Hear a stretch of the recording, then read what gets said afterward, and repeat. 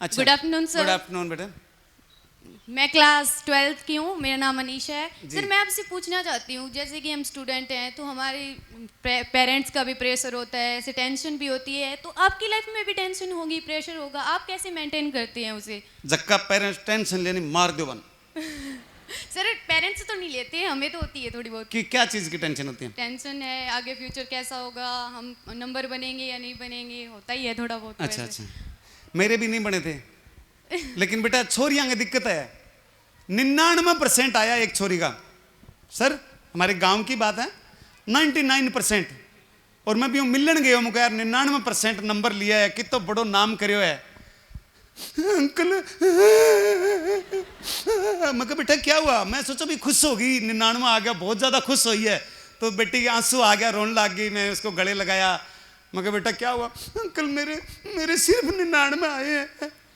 मैं कहा सिर्फ 99? इतना में तो मैं 3 छोरा पास हो जाता। तो आप बेटा टेंशन बिल्कुल ना लें। एक्चुअली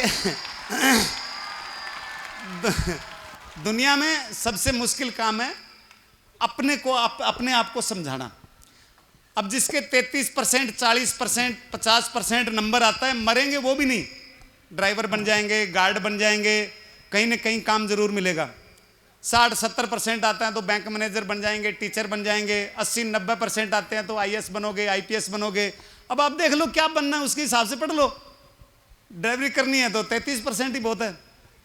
डॉक्टर बनना है, इंजीनियर बनना है, आप चाहते हो तो उसके हिसाब से पढ़ लो। टेंशन लेके कोई काम नहीं होता। दूसरा रही बात माँ बाप को समझाने की, माँ बाप अंडर प्रेशर लेते हैं। एक सबसे बड़ा उदाहरण है मोबाइल। आज दुनिया की सबसे बड़ी किताब अगर कोई है तो वो मोबाइल है।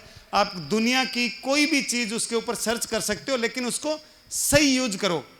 अब हम पढ़ रहे हैं मोबाइल के अंदर, गुरुजी ने बताए, हमारे नोट्स हम सर्च कर रहे हैं, लेकिन माँ बाप को नहीं पता सारा दिन मोबाइल में कटा केक रहे है ना। हम उनको समझा नहीं पाते कि हम ये पढ़ाई कर रहे हैं, इसमें ये चैप्टर भी है, इसमें ऑनलाइन क्लासें हैं बहुत सारी, इसमें कोई भी चीज़ के बारे में जानना है तो हम मोबाइल में जान सकते हैं। मान लो एक आपके पिताजी सुनार का काम करते हैं तो वो मोबाइल पे चेक करवा सकते हैं बच्चों से, जी सोना दुबई में क्या भाव है, बॉम्बे में क्या भाव है, 24 कैरेट कितना है, 22 कैरेट कितना है। या कोई किसान का बेटा है तो वो भी बच्चों को कह सकता है, जी देख सरसों तारानगर में क्या भाव बिकी, हनुमानगढ़ में क्या भाव बिकी। तो हम उसको एक दूसरे के साथ मिलके यूज करने के बजाय हम डरते हैं कि पिताजी डांटेंगे, मोबाइल डांट के रखो। पेरेंट्स कहते हैं यार बच्चे पता नहीं क्या मोबाइल में 24 घंटे। तो पेरेंट्स को आप क्लियर करके रखो कि मैं इस रेंज का हूं, मुझे यहीं तक पहुंचना है। और ऐसा जरूरी नहीं कि आप जिस दिन एग्जाम देने जाए तो जो आपने रटा है पढ़ा है वही आए, बहुत सारी चीजें एक्स्ट्रा भी आ जाती है। वो रोड खोड़ हुआ बंद ध्यान हुआ लिखा हुआ, उनका सिलेक्शन भी हो जाता है। तो ज़्यादा टेंशन मत लो, एक टाइम शेड्यूल बनाओ कि इतने टाइम से इतने टाइम पढ़ना है, तो आराम से आपका सिलेक्शन हो जाता है। सर मेरा एक और क्वेश्चन है, जैसे कि आपने पढ़ाई में इतना इंटरेस्ट नहीं था या जो भी आपने अपना पैशन फॉलो किया, तो क्या सभी बच्चों को अपने पैशन की ओर ध्यान देना चाहिए या फिर पढ़ाई की ओर ही? जैसे पेरेंट्स कहते हैं कि पढ़ाई के अलावा कुछ भी नहीं है, तो बेटा पैशन का नाम पढ़ाई है, हम उसको पढ़ाई नहीं मानते, हमारी ये कमी है। अब मैंने कॉमेडी सीखी है, एक्टिंग सीखी है, तो ये पढ़ाई है ना। ये साउंड वाला साउंड चला रहा है यहाँ, तो ये पढ़ाई तो करी है इन्होंने। कितने टाइम तक ढोलक मास्टर जी ढोलक बजा रहे हैं, वो कीबोर्ड पे बैठे, इनके पास कोई सर्टिफिकेट है धारक ने? सर्टिफिकेट नहीं है।